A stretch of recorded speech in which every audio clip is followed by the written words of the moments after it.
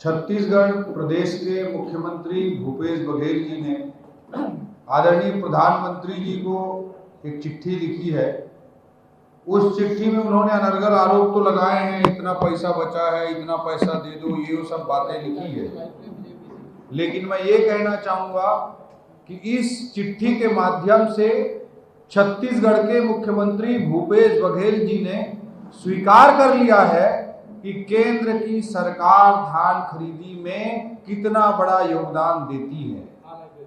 पहले ये बोलते थे कि केंद्र की सरकार का कोई रोल नहीं है, ये है वो है, जनता को भरमाने का, उलझाने का, झूठ बोलने का काम ये लोग पहले करते थे। लेकिन इस चिट्ठी से पूरी तरह से उजागर हो चुका है, उन्होंने भी स्वीकार कर लिया है। हम बार बार प्रेस कॉन्फ्रेंस करके, जनता के बीच जा करके, किसान चौपाल लगा करके हम बता रहे थे कि नरेंद्र मोदी जी की सरकार ने छत्तीसगढ़ के किसान भाइयों के लिए कितने बड़े मात्रा में धान से बने चावल का उपार्जन करके कितनी बड़ी राशि प्रदान करी है। ये बात हम लोग लगातार उजागर करते रहे हैं, लेकिन मुख्यमंत्री भूपेश बघेल जी लगातार झूठ बोलने का काम, लबरा बनने का काम कर रहे थे। इस पत्र में कुछ नहीं लिखते हुए भी उन्होंने अपने सारे झूठों की पोल खोल दी है। कहते हैं ना, सत्यमेव जयते, ईश्वर सत्य के रूप में कैसे प्रकट होता है, इसका सुंदर उदाहरण मुख्यमंत्री जी की चिट्ठी से जो अप्रत्यक्ष रूप से, परोक्ष रूप से जो परिलक्षित हो रहा है, जो इंडिकेशन आ रहा है, उससे ये स्पष्ट हो गया है। दोस्तों, एफसीआई के वेबसाइट पर जाएंगे तो आपको कुछ लाइनें पढ़ने को मिल जाएंगी। भारतीय खाद्य निगम, जो कि भारत सरकार की केंद्रीय एजेंसी है, वह अन्य राज्य एजेंसियों के साथ मिलकर समर्थन मूल्य योजना के तहत गेहूं और धान की अधिप्राप्ति अर्थात उपार्जन करता है। एफसीआई अपने वेबसाइट में अपने बेसिक भूमिका में इंट्रोडक्शन में लिखा हुआ है। एफसीआई कहता है कि राज्य सरकार इन एजेंसियों द्वारा अधिप्राप्त अतिरिक्त भंडारों को केंद्रीय पूल में भारतीय खाद्य निगम को सौंप देता है। विकेंद्रीकृत भंडारों की अधिप्राप्ति, भंडारण, वितरण पर राज्य सरकार द्वारा वहन किए गए व्यय की प्रतिपूर्ति भारत सरकार द्वारा दिए गए सिद्धांतों के आधार पर की जाती है। कुछ भी व्यय जैसे एमएसपी, सोसाइटी का कमीशन, प्रशासनिक प्रभार, मंडी समिति प्रभार, यातायात प्रभार, कस्टडी और रख रखाव प्रभार, ब्याज प्रभार, बोरियों की लागत, मिलिंग प्रभार, वैधानिक करों की प्रतिपूर्ति वास्तविक आधार पर की जाती है। तो धान खरीदी की प्रक्रिया में चाहे वो सुतली का दाम हो, चाहे बोरी का दाम हो, उसको भी हैंडलिंग चार्ज के रूप में एफसीआई छत्तीसगढ़ सरकार के एजेंसियों को प्रदान करती है। ये स्पष्ट रूप से लिखा है। मैं कांग्रेस को और मुख्यमंत्री भूपेश बघेल जी को कहना चाहता हूं, अगर एफसीआई के वेबसाइट पर एफसीआई में लिखे हुए ये लाइनें अगर गलत हों तो कोर्ट में जाएं, मानहानि करें, कोई भी एक्शन लें, वो कोई भी कार्रवाई करना चाहे उसको कर सकते हैं। ये स्पष्ट रूप से एफसीआई ने लिखा हुआ है, भारत सरकार की एजेंसी ने लिखा हुआ है। दोस्तों, मैं कुछ डेटा प्रस्तुत करना चाहता हूं, आप चाहें तो उसको लिख भी सकते हैं और आप मैचिंग भी कर सकते हैं। और इसे मैं आग्रह करूंगा कि छत्तीसगढ़ की जनता जनार्दन के बीच आप लोग लाने का काम करें। कि छत्तीसगढ़ को सत्य बताने के लिए अत्यंत महत्वपूर्ण होगा। जो कि सेंट्रल पूल का जो चावल है, तो 2017-18 में जब छत्तीसगढ़ में भारतीय जनता पार्टी की सरकार थी, तब चावल का जो सेंट्रल पूल के लिए लक्ष्य निर्धारित किया गया था वो 24 लाख मीट्रिक टन था। 24 लाख मीट्रिक टन था। आप सबको ज्ञात है कि 100 किलो धान में 66 किलो चावल निकलता है। तो 24 लाख मीट्रिक टन चावल को अगर हम धान में कन्वर्ट करें, धान में बदलें, तो 36 लाख मीट्रिक टन होता है। तो 36 लाख मीट्रिक टन धान से निकले हुए चावल का उपार्जन उस समय 2017-18 में जब छत्तीसगढ़ में भारतीय जनता पार्टी की सरकार थी, उस समय केंद्र की सरकार करती थी। उसको उसी की मैं तुलना करना चाहूंगा 2017-18 में छत्तीसगढ़ में बीजेपी की सरकार थी। उस समय मोदी जी की सरकार 36 लाख मीट्रिक टन धान के चावल को लेती थी। मैं उदाहरण देना चाहूंगा वर्ष 2022-23 का, इस वर्ष का जो अभी गत वर्ष जो हुआ है उसका उदाहरण देना चाहूंगा और 2021-22 का उदाहरण देना चाहूंगा। 2021-22 में जो सेंट्रल पूल में चावल का कोटा था उसे केंद्र की नरेंद्र मोदी जी की सरकार ने लगभग 2.5 गुना बढ़ाते हुए 24 लाख मीट्रिक टन से बढ़ा करके 61 लाख मीट्रिक टन चावल का कोटा कर दिया। 61 लाख मीट्रिक टन चावल अर्थात हम उसको धान में कन्वर्ट करें तो लगभग 92 लाख मीट्रिक टन धान होता है। और वर्ष 2021-22 में कुल धान खरीदी छत्तीसगढ़ में 95 लाख मीट्रिक टन धान की हुई थी। उस 95 लाख मीट्रिक टन धान में से 92 लाख मीट्रिक टन धान के चावल का कोटा केंद्र की सरकार ने वर्ष 2021-22 में दिया था। 95 में से 92 लाख मीट्रिक टन धान का कोटा केंद्र ने दिया था।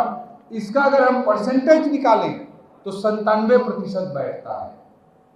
95 लाख मीट्रिक टन टोटल धान की खरीदी वर्ष 2021-22 में छत्तीसगढ़ में हुई, उसमें से 97% धान अर्थात लगभग 92 लाख मीट्रिक टन धान के चावल का लक्ष्य केंद्र की एफसीआई ने, सेंट्रल पूल में केंद्र की सरकार ने, मोदी जी की सरकार ने दिया था।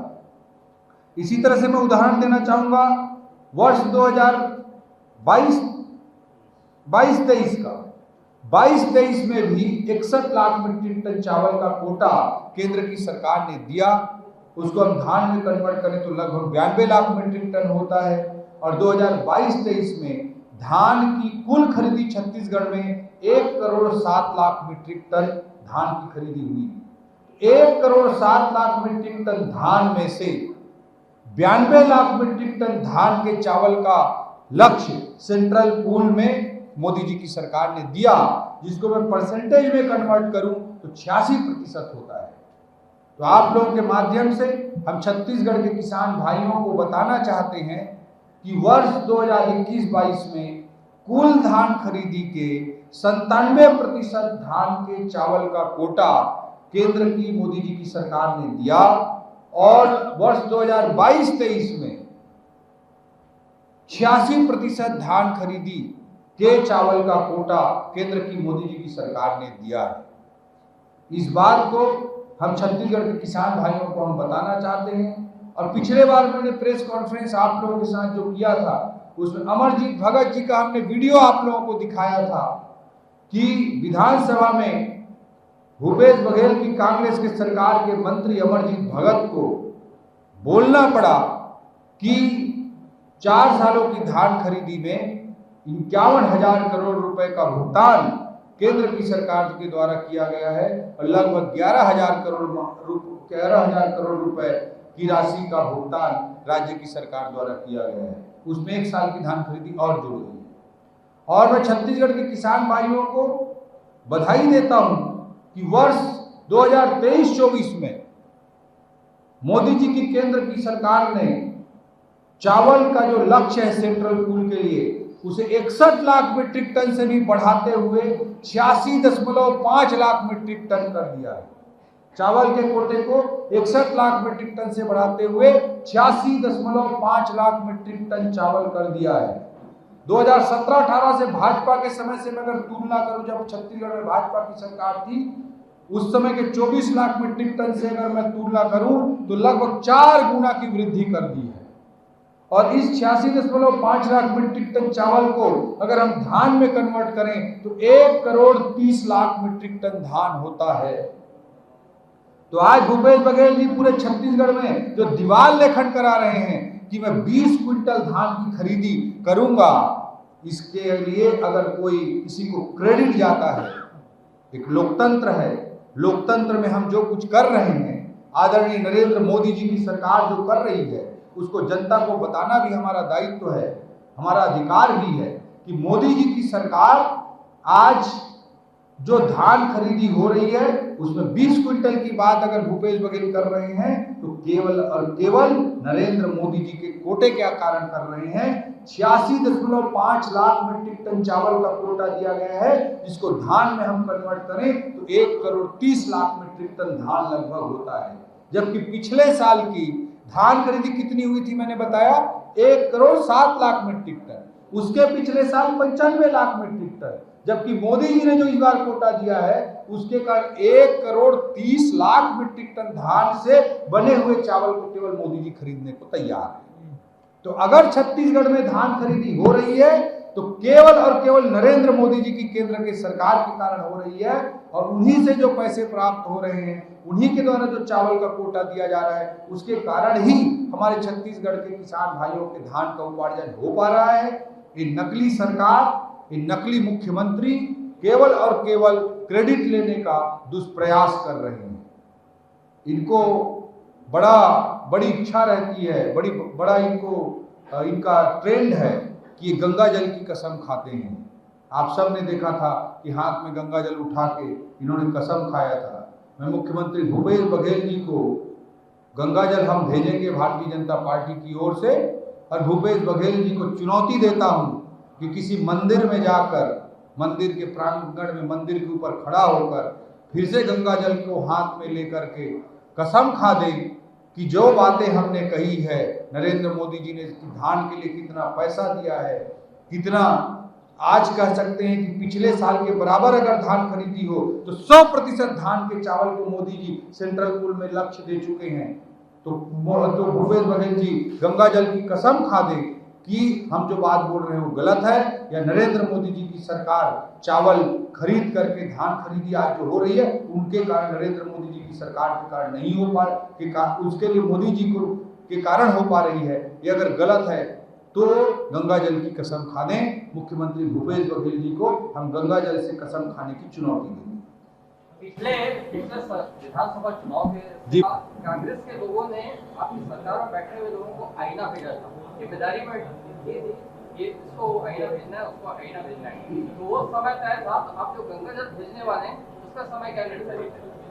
नहीं, निश्चित रूप से हम मुख्यमंत्री जी को चुनौती दे रहे हैं और उम्मीद कर रहे हैं कि वो तो ये तो कर नहीं पाएंगे, गंगा जल की कसम खाने की हिम्मत है नहीं, क्योंकि झूठ बोल रहे थे। तो हम तो यही कहेंगे, हम जल्द ही हम भेज देंगे 1-2 दिन के अंदर गंगा जल उनको, और उम्मीद करते हैं कि वो सच्चाई को आकर, गंगा जल की कसम खाने की स्थिति तो है नहीं, तो सच्चाई को स्वीकार कर ले। गंगा जल की झूठी कसम खा करके जैसे गौ माता का अपमान किया है, जैसे गंगा माता का पहले अपमान किया, फिर से दोबारा ना करें, यही उम्मीद करते हैं। भूपेश बघेल जी ने जवाब दिया था 82,000 करोड़ रुपए का कर्जा छत्तीसगढ़ के ऊपर है, और धान खरीदी के लिए कर्जा लिया गया है। जब धान का पैसा सेंट्रल पूल से आ रहा है तो कर्जे का पैसा कहाँ गया? मैं फिर से बोल रहा हूँ कि ये झूठ बोलने का काम कर रहे हैं। जो मैंने तथ्य रखे हैं आपके सामने उससे स्पष्ट हो गया है कि 2022-23 में 86% धान के चावल को केंद्र ने लिया है। 2021-22 में 97% धान खरीदी जो टोटल हुई उसके चावल को केंद्र ने लिया है और उसकी प्रतिपूर्ति की है। न केवल उसमें पैसा दिया है, बल्कि उसमें बोरियों की लागत, सुतली की लागत, ट्रांसपोर्टेशन की लागत, ये सारे लागत को हैंडलिंग चार्ज के रूप में एफसीआई प्रदान करती है। अगर ये बातें गलत हैं तो मुख्यमंत्री भूपेश बघेल जी को हमने चुनौती दिया ही है, गंगा जल की कसम खाई।